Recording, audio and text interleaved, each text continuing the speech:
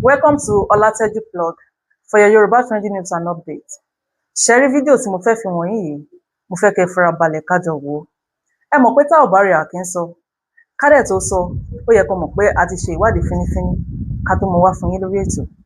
Ẹ má gbàgbé láti bá wa like, share, láti subscribe kẹ́ lè máa jẹ ìgbádùn wa lọ. Ó yá, ẹ jẹ́ ká jọ sojú abẹ́ ń kó. Ẹ káàbọ̀ sórí ètò Lenu Gan ìfẹ́ olúwa. Ṣé ti gbọ́ pé àwọn bandits ti ń já bridge? À ń sọ fún yín wípé 2027 ẹ má bínú. À ń sọ fún yín pé 2027 wọn ò ní ṣeré sẹ́. 2026 tá wà kò sẹ́ni tó ti lè sọ wípé báyìí ní 2026 ṣe máa parí. Kò sí ẹni tó lè sọ wípé ibi tí wọ́n máa fa 2026 tí wọ́n máa fà jáde lélẹ̀. Nísìn wọ́n ti já Niger bridge. There is one bridge ní Niger tó kọjá lọ sí another place. Àwọn Boko Haram ti já máa play video fún yẹn máa rí bó ṣe já bridge yẹn. Kò wá tó tọ́ síbẹ̀ o. Ní àná òde yìí wọ́n ju bọ́ọ̀bù ní Kwara State. Gbogbo ẹni máa fún yín ní fídíò ẹ̀ tẹ́ máa wò. Ibi tẹ́ máa ti mọ̀ gbọ́dọ̀ bí ṣeré. Election Tinubu ní sẹ́ẹ̀. Atiku ní sẹ́, Obi ní sẹ́, ẹ tí mọ ní odó tẹ̀ dọ̀wọ́ lásì. Ẹ tí mọ lọ́kọ̀ tó ṣe kíni tó wà yìí. Ẹ tí mọ bí ìrìn àjò 2026 bó ṣe máa parí. Ẹ tí mọ ibi tí ọkọ̀ Nàìjíríà ní 2026. Ẹ tí mọ irú èbúté tó máa forí ṣọpọ́ sí. Ẹ plan ní 2027. Ẹ tí mọ scores. Ìṣòwò tí àwọn pépè yìí máa fi run. Ẹ má gbàgbé wípé tí a bá sọ wípé Tinubu ò ní support lẹ́yìn, àwọn kan wà tó jẹ́ wípé títí bàbá Jagaba ni wọ́n ṣe. Ẹ má bínú máa play videos fún yín ẹ rí bó ṣe lọ. Àwọn kan wà tó jẹ́ wípé tí Tinubu ni wọ́n ṣe tinú tìta tẹ̀yìn wọn. Ṣé ríwọ àwọn ẹni yìí sì? Àwọn náà máa bá wọn pọ̀ nínú Nàìjíríà. Ṣé rí àwọn tí wọn ò ṣe ti Tinubu tó jẹ́ wípé ní ìbẹ̀rẹ̀ ti Tinubu lọ ṣe àárín méjì wọn ò ṣe ti Tinubu mọ́. Irú àwọn yẹn náà sì wọ́n ti ní kánkọ́sì títí wọn tí wọ́n jọ máa run. It go shock everybody. Tí wọ́n jọ máa run tó jọ máa run. Irú àwọn yẹn sì àwọn náà ní take it easy ní 2026 towards 2027. Gbogbo ọ̀nà tó bá lè gbà láti lè make sure wípé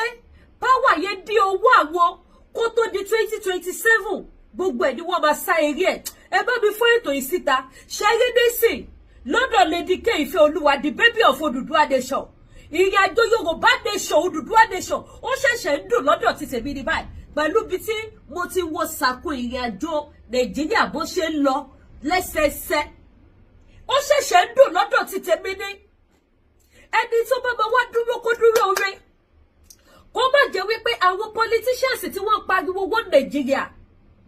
Kó má jẹ́ wípé nígbà tí ọkọ̀ Nàìjíríà ò bá lọ mọ́, ọmọ wa ajá kí Yorùbá nation bèbí àti yín lọ́wọ́. Ẹ jẹ́ ṣọ́ọ̀kì yín. Àwọn Nàìjíríà politicians kọ̀ọ̀kan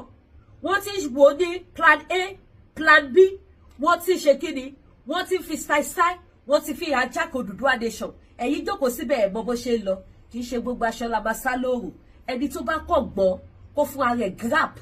bí ìrìn àjò tó wà lẹ́yìn ṣe lọ ni. Ẹ̀yin ìyá mi ẹ̀yin bàbá mi ẹni tó bá gbọ́ kó ṣe kíni kó fún ara ẹ̀ get bí ìrìn àjò tó wà lẹ́yìn bó ṣe lọ ni. Àwọn politicians kan nínú Nàìjíríà wọ́n ti wo géèmù tó máa ṣẹlẹ̀. Ṣẹ́rí èmi á sọ wípé Ọlọ́run mọ̀ọ́mọ̀ nínú àánú ẹ̀ ó lo Donald Trump láti fi dà wọ́n lédè ìgù. Ìwọ̀nba tí Donald Trump kò ṣe lẹ́ẹ̀kan tí ó ṣe bímọ tá à ń gbóhùn kankan mọ́ látọ̀dọ̀ Donald Trump. Ẹ̀yin ìyá má lẹ́jọ́ bí pọ̀ ẹ jẹ́ create awareness kájọ ṣíra wa níyè kájọ ṣíra wa létí. Ìwọ̀nba nǹkan tí Donald Trump ṣe yẹ Ọlọ́run lò láti fi dá àwọn kan ní èdè ìgú. Àwọn kan fẹ́ràn Tinubu láti lẹ̀ ṣùgbọ́n wọn expect wípé Tinubu máa allow kí Donald Trump wá ṣe nǹkan tó ṣe. Tinubu ti wá allow Donald Trump kó wá ṣe kíni kó wá dà wọ́n lédè ìgú. Irú àwọn yẹn sì wọ́n ti yíwọ́ wọn padà kúrò lẹ́yìn bàbá Jagaba. Wọ́n ti yíwọ́ wọn kúrò lẹ́yìn ẹ̀. ṣé wáyé àwọn kan tó tún ṣe wá dúró ti bàbá Jagaba àwọn yẹn náà dúró ní dúró wípé ohun tó bá gbà lájọ máa fún ọmọ Yorùbá tàtà ẹ dúró re ẹ ní ṣiṣẹ́ fẹ́ lómi jẹ òun lọ́rọ̀ Nàìjíríà àti Yorùbá nation. Ẹ jẹ́ kí n ṣọ́ọ̀kì yín àwọn kan wà ní house àwọn kan wà ní governor àwọn kan wà ní senator tó jẹ́ wípé kíni wọ́n ti ṣe plan A plan B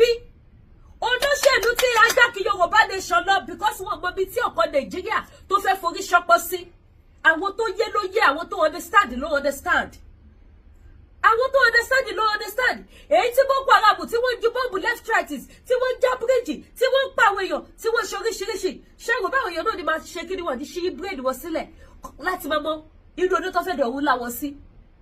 èyí tí àárín El-Rufai àárín Malami àárín Sultan of Sokoto àárín Gumi àti bàbá Tinubu tí ògùn rege tí àwọn èèyàn dẹ̀ mọ̀ wípé àwọn pípì gangan ni wọ́n di Nàìjíríà mú òótọ́ kì í ṣàwọn ló ní Nàìjíríà ṣùgbọ́n wọ́n ti attack Nàìjíríà wọ́n ti hold the power Nàìjíríà àwọn tó délẹ̀ káyìn tó dẹ̀ tí wọ́n bó ṣe lọ that is why tẹ́ fi rí àwọn Nigerian politicians tó jẹ́ ọmọ Yorùbá tí wọ́n sá from one party to one party rí Ṣèyí Mákindé náà bó ṣe sá kiri sí bóyá kó òun gba àkọọdù lọ ni o bóyá kó òun gba Labour Party lọ ni o bóyá kó òun dúró PDP òun ni o Ṣèyí Mákindé go mọ̀ òun gan sá kiri ó ṣe mítìnì káàkiri ni máa gbé tiẹ̀ náà wà mú bọ̀ mi ò tí ì dé Ṣèyí Mákindé sá kíjọ kiri ni wípé ibo lòun fẹ́ gbà èwo ni kò wò dúró síbà èwo ló máa jẹ lọ ní 2027 èwo làwọn Fúlàní Haúsá ni wọ́n jókòó tì wọ́n ti mọ̀ pé Nigeria politicians Nigeria election èyí táwọn Fúlàní Haúsá bá jókòó lé owó ló máa lọ that is why tẹ́ fi rí wípé APC gain ground nínú Nàìjíríà àwọn tó di APC mú nìyẹn mélòó lára bàbá mi Jagaba nínú ẹgbẹ́ OPC mélòó ni ẹ sọ fún wa náà àtìgbà tó ti dìbò APC ìlú wo ló ti rí bòjù ṣèbílẹ̀ Haúsá ilẹ̀ Fúlàní ni ìbò mélòó ni APC rí nílẹ̀ Yorùbá ìbò mélòó ni APC rí ní Biafra land kò tó nǹkankan kò tó dọ́tì nísìn àwọn olóṣèlú náà sì wọ́n pé kí ló máa ṣẹlẹ̀ ok sábà ló máa ya ní ìdúró tó bá ya ní ìdùbúlẹ̀ kí ló máa ṣẹlẹ̀ báwo ló ṣe máa jẹ́ ọmọ Yorùbá tàtà èyí tẹ́tí pariwo Odùduwà nation láti gbà èyí tẹ́tí lówó tẹ́tí lọ́la tẹ́tí ló ẹ̀jẹ̀ yín ẹ má jẹ́ kó sùn ẹ má jẹ́ kó rẹ̀yìn the game is about to start ó ṣẹ̀ṣẹ̀ fẹ́ bẹ̀rẹ̀ ni gbogbo ìta ṣe tẹ́lẹ̀ akọ̀ṣe kíni a ṣe preamble we are getting there gradually by gradually don't retreat don't surrender don't give up Nigeria is not going to work well this 2023 election ó máa gbá ski ẹni tí ó ra máa sọ ẹyẹ yọ Boko Haram máa fojú wọn máa bó wọn pa ọba wọn pàjòyè wọn pa onílé wọn pàlejò ṣebí bíríìjì lọ ti lọ jáì ó ṣẹ̀ṣẹ̀ bẹ̀rẹ̀ ni ṣebí bọ́ọ̀bù lọ sọ lánàá sí Kwara State yìí nígbà tó ju bọ́ọ̀bù sí Kwara State lánàá mélòó nínú yín ló gbọ́ pé wọ́n ju bọ́ọ̀bù sí Kwara State wọ́n ṣe lòkú òru kẹ má bá máa bẹ̀rù káyà yín bàbá máa jẹ́ pé ṣé ìṣe pé Nàìjíríà ti lọ báyìí àwọn pípì tún ti ju bọ́ọ̀bù ẹ wo bí Boko Haram ó ti sọ fún yín pé tó bá dẹ̀yẹ ọdún tó bá máa di on the 28 today is still 24 o 24 lè ní o ẹyẹ lómi dẹ̀ lè wo fún program ní 26 ẹyẹ lómi lè wo lọ́ọ̀dì 28 gangan ṣùgbọ́n jẹ́ tí mo ṣe is 24 ni mo ṣe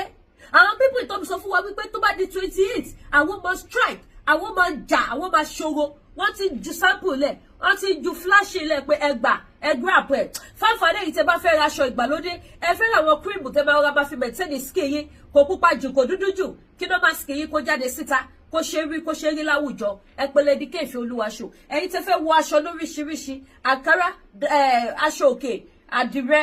lace àti bẹ́ẹ̀ bẹ́ẹ̀ lọ àti tọkùnrin àti tóbìnrin different style different colour different design gbogbo wà ní Lady K African Store ẹ fẹ́ ra àwọn oúnjẹ ilé wa ó wà ní Lady K African Store ẹ fẹ́ ra àdí ẹ fẹ́ ra obì ẹ fẹ́ gbogbo àtàrẹ àtàjọsìn àti bẹ́ẹ̀ bẹ́ẹ̀ lọ gbogbo ẹ̀ àti oyin original oyin ògidì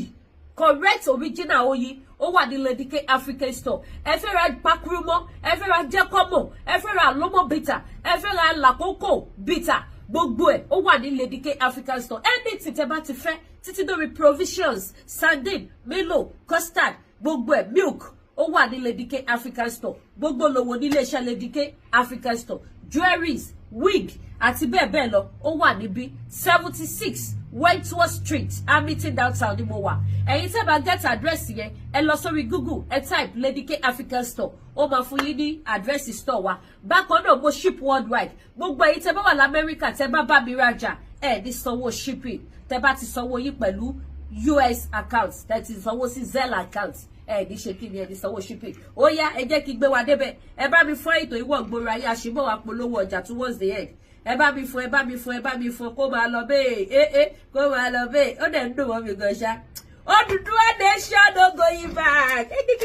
mo jù ní no going back l'Odùduwà nation ẹni tó bá padà sẹ́yìn náà ọ̀dà sàbí ọ̀bọ̀ tún bí ọ I stand gidigba ni mo dúró gbà. Odùduwà nation no going back ni ó yá ẹ jẹ́ fún yín láwọn videos yá ẹ bá mi share ẹ bá mi pè wọ́n gbòòrò ayé ẹ jẹ́ ká kọ́kọ́ bẹ̀rẹ̀ látòrí bí wọ́n bọ́ǹbù tọ́jú sí Kwara State lẹ́yìn yẹn máa fún yín ní èyí táwọn Boko Haram tó fi sọ̀rọ̀ lẹ́yìn yẹn máa fún yín ní èyí tó fi já bridge kẹ́lẹ̀ mọ̀ pé wọ́n ti já bridge kan ní Niger State sí wọ́n ti já bridge kan ó yá gbóhùn sókè à ń gbọ́. So today being the 23rd of March 2026 in the morning around 7 o'clock to 8 in the morning there was a bomb explosion this morning in Kwara State, Kaima local government area of Kwara State. Where this bomb exploded is between Nokwo and Wuru. To see the damage caused by this bomb, you can go to my Telegram and see. You know this platform, they will not allow you to post it. So you can go to my Telegram. If you're new on this my page, to get the link to my Telegram, if you're watching from Facebook, you go to the comment section of this video, you'll find the link there. Click, it's gonna take you to my Telegram. If you're watching from Instagram,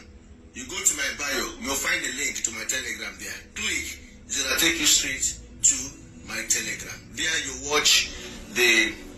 graphic image and the damage that the bomb. Actually, we lost one person from this bomb explosion planted by Boko boys. Because actually it was planted by them. So we lost one person, the driver of the vehicle that passed where the bomb was actually planted before the bomb exploded. Then the passengers, one woman and the child, all of them were they got the sustained injury and were rushed to the hospital where they are receiving treatment. So guys, you know the story. If they hide them, will they bring them out?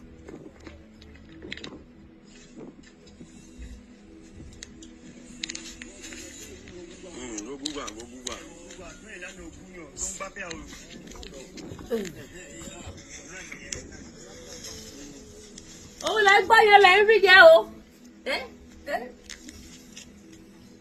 òun lẹ ń wọ̀ yẹn o bọ́ọ̀lù ló fi ṣeré á lè ṣe ló kú òògùn wọ́n dákẹ́ wọ̀ sọ̀rọ̀. Fún òògùn pàtó bí òun lọ́nà bá rí dà.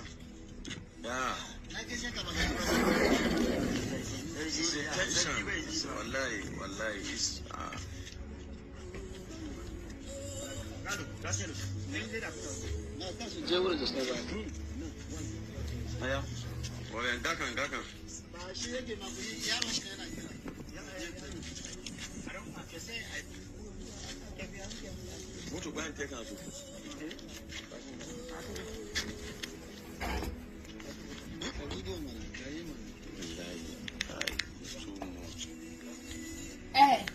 kó ṣàánú wa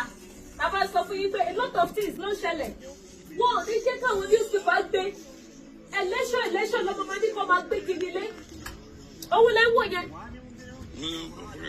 àfikún máa ní kó máa pariwo election ẹ lọ sí gbogbo àwọn radio station gbogbo àwọn newspaper Tinubu sọ pé Àtíkù sọ pé àwọn kan tẹ́ máa gbọ́ bẹ́ẹ̀ nìyẹn 2027 election èèyàn kan ó dàvàtì lọ fún sí accord èèyàn kan ó dàvàtì lọ sí Labour Party èèyàn kan ó lọ ṣe mítìnì kan àwọn nǹkan tẹ́ máa gbọ́ káàkiri radio station nìyẹn àwọn nǹkan tẹ́ máa gbọ́ káàkiri television station nìyẹn àwọn nǹkan tẹ́ máa rí lórí newspaper nìyẹn wọn ò ní jẹ́ kẹ́ mọ̀ nǹkan tó ń ṣẹlẹ̀ nínú ìlú wípé àwọn Boko Haram wọ́n ń ṣòro bàjẹ́bàjẹ́ wọn ò ní jẹ́ kẹ́ mọ̀ wípé àwọn kí ló ti pé àwọn kidnapper wọ́n ṣe ogo bukuku wọ́n pa àwọn èèyàn lógúnlógún wọ́n pa àwọn èèyàn lọ́gbọ̀lọ́gbọ̀ wọn ò ní ever jẹ́ kẹ́ mọ̀ gbogbo nǹkan bẹ́ẹ̀ yẹn àfi kó jẹ́ kẹ́ máa rí election tó fẹ́ ṣe ẹni tó máa ní kẹ́ lọ dìbò fún ọ̀rọ̀ rírùn ọ̀rọ̀ rádaràda nǹkan tí newspaper Nàìjíríà máa gbé nìyẹn anyway sàwílẹ̀ tẹ̀ wò yìí aṣọ òkè ní gbogbo ẹ̀ ó sì kù kò tán sí bí o sample àwọn eléyìí ó tún wà nínú store o aṣọ òkè búbù full lace ẹ ti rí bó ṣe fi lace stone sorry not lace bó ṣe fi stone bó ṣe fi design aṣọ òkè ó kún gbogbo ara ẹ̀ bó ṣe wà yìí aṣọ òkè làwọn eléyìí ẹ̀yin tẹ́ bá ní choice sí ẹ jẹ́ kí n tún sáré ṣe program máa tún wá fi àwọn àdọ́dàwọ̀ ọ̀rọ̀ yìí ẹ bá mi ṣe ètò ẹjọ ẹ má bínú pé mo ń polówó ọjà ojú òní tí mi lè jalè now ẹja tún gbé mi wá ẹ jẹ́ kí n fún yín ní bíríìjì tí wọ́n já ẹ bá mi fọwọ́ gbogbo ayé ṣe ti bá mi share kọ́mẹ́ǹtì yìí kó lọ lẹ́sẹsẹ bá mi like ètò yìí àwọn pípọ̀ yìí ṣe oró burúkú nínú Nàìjíríà wọ́n ọpírẹ́tì badness wọ́n ṣe ìkà wọ́n pa àwọn èèyàn ní ìpakúpa wọ́n ṣe àwọn èèyàn ní ọṣẹ́ mo ní fídíò kan lọ́wọ́ mi bí báyìí àwọn pípọ̀ ibi tí wọ́n ti gba ilẹ̀ dé nínú Nàìjíríà àwọn pípọ̀ ìtúkọ̀ underground ọmọ Yorùbá tó ń wò mí ọmọ Yorùbá tó ń gbọ́ mi ẹ jẹ́ bára wa sòótọ́rọ̀ mélòó nínú wa ló lè bìlífù wípé Boko Haram kọ́ underground mélòó nínú wa ẹ máa rìn lọ nínú gbó ẹ kò rí ihò àwọn Nàìjíríà sójà gbọ́ débẹ̀ wọ́n lanu lẹ̀ pé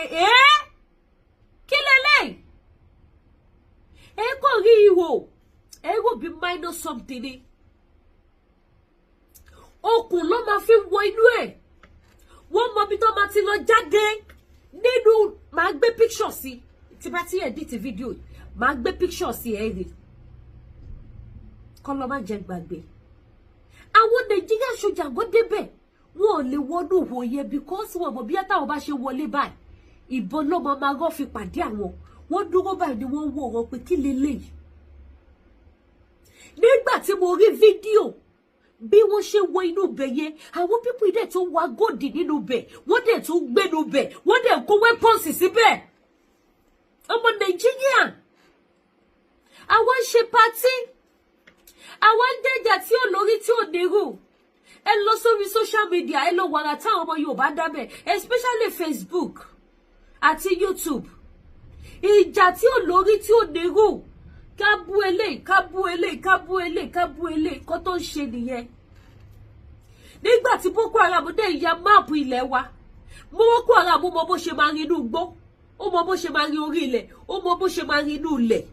Boko Haram ṣé ọjọ́ kan ni wọ́n build underground yẹn ìbéèrè ẹ jẹ́ bára wa sọ̀rọ̀ ṣé ọjọ́ kan ṣoṣo ni wọ́n build underground yẹn àwọn contractor wo àbí ṣe contractor kan lábàá pa àwọn tó ń kọ́lé sínú ilẹ̀ wo ló bá wọn ya máàpù tó fi wọn pókè ó yá ẹ máa gbẹ lọ ibi báyìí ló máa lọ jáde sí ẹ jẹ́ kí iye wa kó ṣì Nàìjíríà ò lè lọ títí that is why tí mo fi sọ wípé kí Donald Trump kó wá kó gbogbo àwọn tó yọ wá lẹ́nu ní Nàìjíríà àfi tó bá kó gbogbo àwọn recent Nigeria politicians tí wọn bá ti lè kó àwọn recent Nigeria politicians ẹ gbàgbé òṣì kò sọ̀rọ̀ Boko Haram ò lè tán ní Nàìjíríà because àwọn recent Nigeria politicians àwọn gógó ní fún godfather àwọn people yìí àwọn onígi lẹ́yìn ọgbà alátìlẹyìn wọn ọmọ Yorùbá ẹ jẹ́ ká jí ìran ọmọ aládé Nigeria cannot help you if you say you want to vote for Baba Tinubu go ahead. I will not tell you not to go and vote for whoever you like. But let me remind you one thing, pé Baba Tinubu máa kúrò bẹ́ẹ̀ lọ́jọ́ kan. Tí Baba Tinubu bá kúrò bẹ́ẹ̀, nǹkan tí mo máa sọ ní gbogbo ìgbà ni, báwo lẹ ṣe fẹ́ ṣe, ta ló fẹ́ take over padà, kí ló máa padà ṣẹlẹ̀ sọ́mọ Yorùbá. How I wish wípé mo tẹ̀ ní power tí mo lè fi yí ọjọ́, kí 2030 yẹn sáré pé, kí bàbá Tinubu lo 8 years yẹn kúrò bẹ́ẹ̀ kẹ́ wá wo tó máa ṣẹlẹ̀ after them. Petrol ti di 1,300. Ọmọ Yorùbá, ọmọ Nàìjíríà ẹ jí. Where are we going? Owó rere wo ló ti orílẹ̀-èdè Nàìjíríà jáde? Ìṣẹ̀lẹ̀ ayọ̀ wo ló ti ṣẹlẹ̀ láti ọwọ́ àwọn olóṣèlú wa sí àwọn mẹ̀kúnnù orílẹ̀-èdè Nàìjíríà? Ẹ bá mi share show yìí. Ẹ ní dààmú. Ìṣẹ̀lẹ̀ ayọ̀ wo ló ti ṣẹlẹ̀? Ẹ jẹ́ sáré fún wa ní fídíò. Mi fẹ́ kí program wa ìkó gojú. Ẹ gbé gbogbo program mi lẹ́jọ́ mẹ́ta ṣókíṣókí ni. Ẹ wo bá ṣe já bridge. Inna lillahi wa inna ilaihi raji'un. Inna lillahi wa inna ilaihi raji'un. Ga dai hanyar gowanci nan gada ya kari wallahi. Tun gandi na tsakiya wallahi. Gada ya kari wallahi. Wọ́n kọ́ ọ̀la bùnú já bridge yẹn. Inna ilaihi raji'un. Inna. Ní Niger State. Ga munan da cikin gandun gwamnati yanzu ga yau Lahadi sallah da kwana 3. Wallahi ga nan gada ya kari gaba ɗaya wallahi ni tsakiyar gandu wallahi inna lillahi wa inna ilaihi. Ai ta kwai wai ta lillahi wa inna ilaihi. Inna lillahi raji'un. Ga munan mun zo za mu wuce babu hanya. Wallahi inna lillahi wa inna ilaihi raji'un. Inna lillahi wa inna ilaihi raji'un. Ó ní fọ́tò tí ó bá bọ̀, á kò máa tẹnubọ̀ fún á kò bí gbẹ̀gà. Ó ti dáwọ́ kòtò. Ku duba ku gani. A taimaka mu ji. Wallahi babu. Owó lẹ́wọ̀n yẹn o. Taimaka. Practice ló fi yẹn ṣe o. Bóyá wọ́n test bọ́ọ̀bù wò lára bíríìjì yẹn ni ṣéèmí àti yímọ̀. Ẹ̀yin tẹ́ wò mí, ẹ jẹ́ ká lọ sọ́tún ká lọ sósì. Àwọn kan lè máa ní àṣẹ bíríìjì kékeré yìí. Bóyá test ni wọ́n ṣe. Bóyá wọ́n ti ní àwọn irinṣẹ́ kan lọ́wọ́ tó fẹ́ fi já gbogbo bíríìjì. Tọ́mẹ́lá bíríìjì wọ́n kàn gbọ̀ngàn lẹ́ẹ̀kan náà ni ó bá tán. Mo ẹ ṣe analysis ni o, mi ò ní mo fẹ́ já bíríìjì o. Bóyá wọ́n ṣẹ̀ṣẹ̀ gate àwọn weapons yẹn ni tí wọ́n wá test ẹ̀ wò lára bíríìjì yẹn pókè so strong enough láti lè já bíríìjì. Dẹ́ báwo ló ṣe máa já sí? Bóyá nǹkan tó jù sí yẹn wọ́n wò pé jẹ́ ká wò náà bóyá kò ra gé díẹ̀ ló bá wọ gé tán láàrin bẹ̀ yẹn wọ́n dẹ̀ máa wo bó ṣe hit ẹ̀ wọ́n wá wò pé òkè tá bá wà jùlù bíríìjì tó tóbi dáadáa ó máa gbé wálẹ̀ pẹ̀lú fàájì ṣé èmi àti yín mọ̀ bóyá ohun tó ṣẹlẹ̀ bẹ̀ yẹn nìyẹn ṣùgbọ́n mo fi dá yín lójú wípé Boko Haram ló já bíríìjì yẹn wáì tí wọ́n ṣe já bóyá testing ni ọmọ Yorùbá jí Odùduwà nation yìí ti gbogbo wa ni wallahi I stand with Odùduwà nation sẹ́ àní ní ìlú Canada tí mo wà yìí kí prime minister ní wọ́n á fi mí jẹ president ìlú yìí kí n sọ pé mi ò ṣe Yorùbá nation mọ́ máa sọ fún ní pé the post ẹ̀ mú Yorùbá nation ni a máa gba Odùduwà nation mi ò kàn mọ́jọ́ ni èmi ò dẹ̀ ní fi àyè mi sílẹ̀ kí politicians kan kó wá take over ó tó mi owó yẹ mi ò wá kankan ṣùgbọ́n ohun mi yìí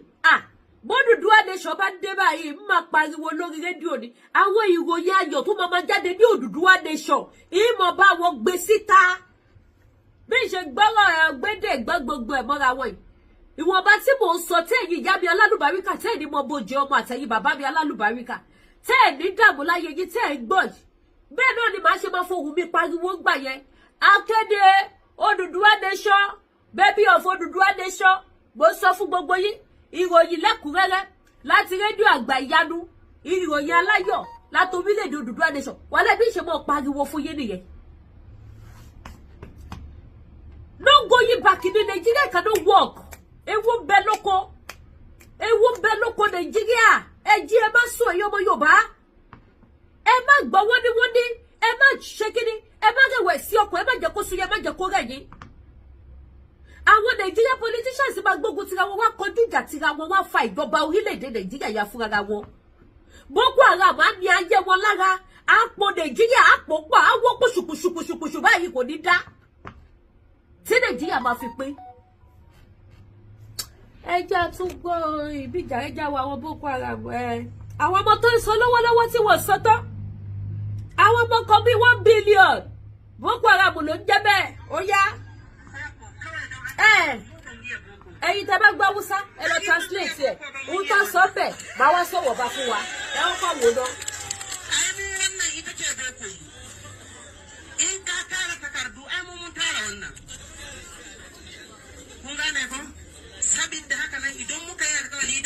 Wọ́n dájọ́ ni wọ́n bọ̀ wá jà kò sí pásọ tó jù bẹ́ẹ̀ lọ bẹ́ẹ̀ ẹ wá ra ṣe.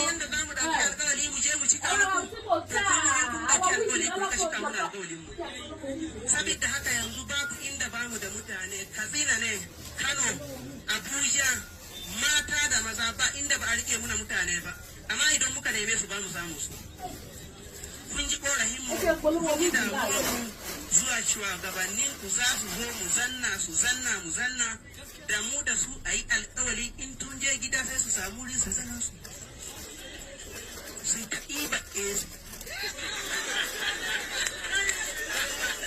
muna can ba mu zuwa ingerai ba mu ingerai duk tahiyar nan tamu a ƙarshe duk manyan mutanen da kaga sun zo nan wuri a ƙarshe nan za a iya yin wata 5 cikin in ba gayyatar mu kuka yi dan mu dutsen malokal gwamnati ba wanda za ka gani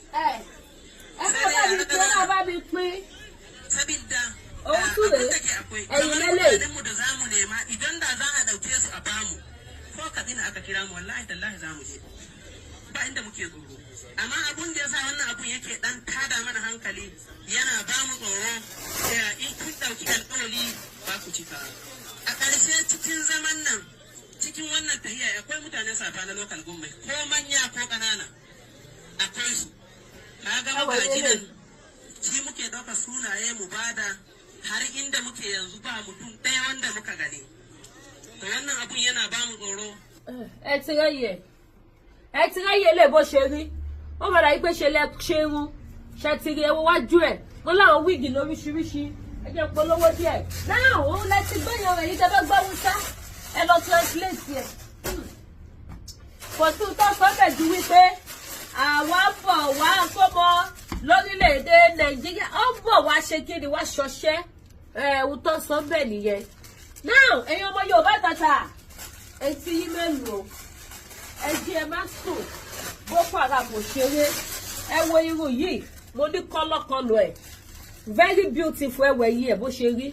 bó ṣe má dàbí pé ṣe lẹ bọ́ọ̀dù ọwọ́ irun yìí rè ṣẹ́ ti rí ó fine gan wíìgì ó wà pàgọ́ ẹ̀yìn mọ́mì mi mo láwọn wíìgì lóríṣiríṣi ọlá yìí pé mi ò fẹ́ kí prógráàmù gùn níbi ìṣe display ọjà mo láwọn ọjà tó fà ìṣe àwọn wíìgì wà mo láwọn woman hair náà ẹ wò ṣẹtiri owó ni ṣẹtiri now ẹ̀yin mọ bíbí ẹ̀yin mọ bèbè ṣẹtiri báyìí sí now táwọn pípín bá wá wọlé dé bíbà kí la fẹ́ ṣe ìdí tó yẹ ká fi dúró gírí ká jí ká má sùn nìyẹn ìdí tí ò yẹ kí ọmọ Yorùbá àtàtà tí ò fi yẹ ká sùn òun nìyẹn èyí tí ò fi yẹ ká ṣọ́ọ̀tì ara wa òun nìyẹn gbogbo èyí tó ní kẹ lọ jẹ́ ní security ìwò ẹkùn ṣe bá rí wípé mò ń continue àti máa pariwo wípé ẹ lọ́jọ́ yìí security ìwò ẹkùn ẹ lọ́jọ́ yìí security ìwò ẹkùn I know the reason why tí mo ṣe ń pariwo pé kẹ lọ́jọ́ yìí private security bàbá ìyẹn lóye má jà sọ́lá Ìgbòho ṣá ṣe rí àwọn private security àwọn tó máa defend èmi àti yín àti ìran wa ní ilẹ̀ Yorùbá nìyẹn because ó máa di woro sí woro èmi ní ìlẹ̀jà ẹ̀yin tẹ́ ẹ̀ wọ́n mi ẹ̀ sí Nàìjà èmi ò sí ní Nàìjà ẹ ké sí àwọn ọmọ yín ọkùnrin obìnrin tó bá wà lórílẹ̀‐èdè Nàìjíríà kí wọ́n lọ join security ìlú ẹkùn ìwọ tó bá fẹ́ ṣiṣẹ́ ológun lọ́jọ́ yìí security ìwò ẹkùn olóyè Sunday ọmọ Adéyẹmọ Ìgbòho ṣá ohun tó máa defend wa nílẹ̀ Yorùbá nìyẹn nígbà tó bá di woro sí woro tó di gbàsgbòs ohun tó àwọn tó máa defend wa nìyẹn because ẹ̀yin tẹ́ bá lọ fọkàn sí wípé kò sí nǹkan kan tó máa ṣẹlẹ̀ ẹ̀yin ya mẹ́wàá máa ṣẹlẹ̀ rẹ́rẹ́ máa rú ó máa kọjá bẹ́ẹ̀ mo ní size by size ẹ̀yin báyìí small size lélẹ̀ yìí tẹ́ bá lo size 10 ẹ̀yin mọ́mì mi tẹ́ máa ń pè mí àlédíkè mi ò sọ́ra mi ò sọ́ra mi ò tún ga òun ni mo ní wọn lóríṣiríṣi ẹ̀yin tẹ́ tún wá sọ́ra tẹ́ ga náà àwọn tọ̀dọ̀ títí yìí náà wà ó wà ńlẹ̀ nítorí ìdí èyí ẹ má gọra yín ọmọ Yorùbá tàtà ẹ jí ẹ má sùn Nàìjíríà ò lè work well mọ́ tí Jésù máa fi dé ìgbésí ayé Nàìjíríà kò lè dá mọ́ èyí tẹ́ bá ti like náà àwọn ọjà tí mo show yìí ẹ máa screenshot wọn ẹ máa send wọn sí mi ní WhatsApp style mo like ẹ dákú ó fine bí tẹ́ bá wọ̀ tán lẹ máa mọ̀ pé yes gbogbo ẹ̀yin lóbì tẹ́ fẹ́ ra aṣọ fún àwọn ọmọ yìí obìnrin tẹ́ fẹ́ kọ́ lo native ẹ máa bọ̀ wá mo láwọn aṣọ tó máa fine lára wọn ṣe ti rí báyìí àwọn aṣọ tó máa fine lára wọn tó máa wà fitted tó máa gbé shape wọn síta tó máa look sexy mo ní wọn bí. So ọ̀rọ̀ Yorùbá nation ẹ má jẹ́ oṣù ẹ má jẹ́ kó rẹ̀ wá àwọn ọmọ Yorùbá tàtà ẹ jẹ́ ká pawọ́pọ̀ ká fìmọ̀ ṣọ̀kan gbogbo èyí tó sì jẹ́ pé olè lẹ́fi Yorùbá nation jà èpè tó bá ti ń gbé gbogbo yín ṣẹ́ gbogbo èyí tó bá ti fi Yorùbá nation jalè èpè tó bá ti ń ṣẹ́ yóò máa ràn yín lójú pálí ni. So bó ṣe jẹ́ nìyẹn ẹ wá ra ohun tí mò ń tà aṣọ ẹni wọn lọ́lọ́kùn òjọ̀kan báyìí mo ní àwọn aṣọ tó fine ẹ wo eléyìí báyìí sí another kọlu ẹ̀ lélẹ́yìí eléyìí sì small size eléyìí big size lélẹ́yìí size 12 lélẹ́yìí size 10 lélẹ́yìí ṣẹ́tìrí size 12 size 10 òun ni mo tún láwọn another type ẹ wo mo ní àwọn àdìrẹ lọ́wọ́ báyìí sí láwọn style tó jẹ́ pé tẹ bá gbọ́ pé ó lékè ìkà ó gbá ski ẹ wo eléyìí náà báyìí sí size 10 lélẹ́yìí báyìí mo ní size 8 gan tẹ bá fẹ́ size 8 mo ní ẹ̀yin tẹ bá láwọn ọmọ 12 years 14 years tó jẹ́ pé wọ́n kọ́ ní body àwọn size tó lè lò ó wà ẹ̀yin mọ́mì náà kẹ̀dẹ̀ nìyí ẹ̀yin mọ́mì mi ẹ̀yin grandma tó jẹ́ pé small stature lẹ́ni yes ògo Ọlọ́run ni o irú stature bẹ́ẹ̀ yẹn kò gbó kì í ṣá àwọn size yìí ó wà available ní Lenu Gan African store ẹ jẹ́ bá mi share show ẹ ní nìkan ṣayé yín ẹ ní jẹ gbèsè owó alájẹ máa sùn bí mo fi rajà ẹ wá bá mi rà owó alájẹ máa sùn owó kọ́múlé láńtà ni mo fi rajà ẹ má jẹ́ kọ́mú mi ṣe kó ṣọ́ra sórí láńtà ẹ wá bá mi ra aṣọ ló kún bì ṣẹ́tìrí ó kún bì báyìí ṣẹ́tìrí báyìí ó lọ bìbá mi ó dẹ̀ tún wà nínú store náà mo sọ fún yín pé àwọn ọjà aṣọ mi ó ṣẹ̀ṣẹ̀ dé gbogbo ọjà mi tẹ́ ni àwọn a lot of ọjà ló ẹ̀ṣẹ̀ dé fáfàní èyí tẹ́ bá fẹ́ ra àwọn body cream ẹ fẹ́ ra àwọn oúnjẹ lẹ́wà ẹ fẹ́ ra àwọn nǹkan múmu àwọn something like this ó wà available mo ní àwọn kìíní náà ṣe ti rí báyìí ẹ pé gbogbo lòwò ní Lenu Gan gbàágà ṣẹ́pẹ̀ gbogbo yẹn ló kù síta máa mú wọn ọ̀nà kan wọ́jà òun ní gbogbo lòwò ní ẹni tí tẹ́ bá ti fẹ́ máa bọ̀ wá sọ́dọ̀ Lenu Gan ògì tí ò ní ṣúgà ó ti wà gbogbo ẹ̀yin mọ́mì mi tẹ́ fẹ́ ra ògì tí ò ní ṣúgà tí mo sọ fún tẹ́lẹ̀ kó ti tán ògì tí ò ní ṣúgà ó ti wà available sí ẹ jọ̀ọ́ ẹ má jẹ́ kí n ṣe kí ni ẹ má jẹ́ kí n rẹpẹtẹ lórí àwọn ọjà yìí bẹ́ẹ̀ kí ló ti ń pè é èyí tó ní ṣúgà ó wà edé lílọ̀ àti ní edé lílọ̀ this is our edé lílọ̀ wà lélẹ̀ ẹ wo bá mo ṣe páàkì ẹ̀ ṣe ti rí bó nice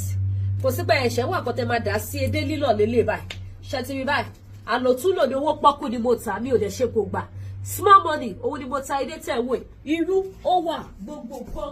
ló wà ní Lenu Gan African store gbogbo lówó tẹ bá fẹ́ ra àwọn cap lọ́lọ́kọ̀ òjọ̀kan gbogbo ẹ̀ ó wà bíbà ẹni tí tẹ bá ti fẹ́ rà bó jẹ́ scarf náà ni ẹ pé Lenu Gan bó jẹ́ àwọn aṣọ ẹ̀wù àti ṣòkòtò ó wà bíbà bó jẹ́ àwọn something like this size by size mo ní ṣẹ́rí lè sìn kò ní ṣòkòtò mo tún ní tó ní ṣòkòtò ẹ̀ náà tí ẹ nídà ti wọ anything sísàlẹ̀ ẹ mọ̀ pé àwọn kan wà kò ní zip ìyẹn ló máa ṣí gbogbo àyà yín sílẹ̀ báyìí tẹkọ̀ máa kọ̀ wọlé lórí jákẹ́ẹ̀tì lásán mo wá láwọn tó jẹ́ pé ó ní zip kò ní ṣí àyà yín sílẹ̀ àìdá ẹ fẹ́ fi ṣe jákẹ́ẹ̀tì lásán àbí ẹ fẹ́ wọ̀ tókè tilẹ̀ bẹ́ẹ̀ ẹ fẹ́ ṣe photoshoot ẹ fẹ́ ṣe birthday ẹ fẹ́ lọ sí event àsìkò sọ́mà láti wà yìí sí pátí máa yapa sọ́mà ti dé pátí máa yapa ẹ pè mí ẹ wá raṣọ mo wà available ní bíbá gbogbo nǹkan tẹ bá fẹ́ ra chicken kátọ̀kátọ̀ ó wà ní Lenu Gan African store tẹ bá fẹ́ ra half carton mo ní tẹ bá fẹ́ ra kilo ó ní mo ní títí dóbi full chicken ó wà ẹ̀fọ́ spinach ó wà cassava leaf ó wà ewédú mo ní gbogbo nǹkan ni mo ní ní store mi bíbá gbogbo lówó ní Lenu Gan tẹ bá need àwọn toothbrush add brush àwọn brush tó add dáadáa tó wà okay ó wà ń bí báyìí, èlùbọ́ iṣu, èlùbọ́ gẹ̀dẹ̀, pando yam, gàrí, ẹ̀wà, rice ọ̀fadà àti bẹ́ẹ̀ bẹ́ẹ̀ lọ. Gbogbo ẹ̀ ló wà ní Lady K African Store. Ẹ̀yin mọ́mì bẹ̀yin dádì mi, ẹ wá patronize mi, ẹ wá bá mi ra ohun tí mò ń tà, ojú òní tìyìn, mi ò ní wá yín tì láṣẹ Èdùmàrè. Títí dórí Agége bread ó wà ń bí, ogun jẹ̀díjẹ̀dí ó wà ń bí báyìí. Ẹ pè mí o, màmá retí kọ́ yín, ẹ ṣé gan ni. Phone number tẹ́lẹ̀ fi reach out sí mi, òun ló wà lójú screen. Tó bá dé jẹ́ nọ́mbà tí mo lò tẹ́lẹ̀tẹ́lẹ̀,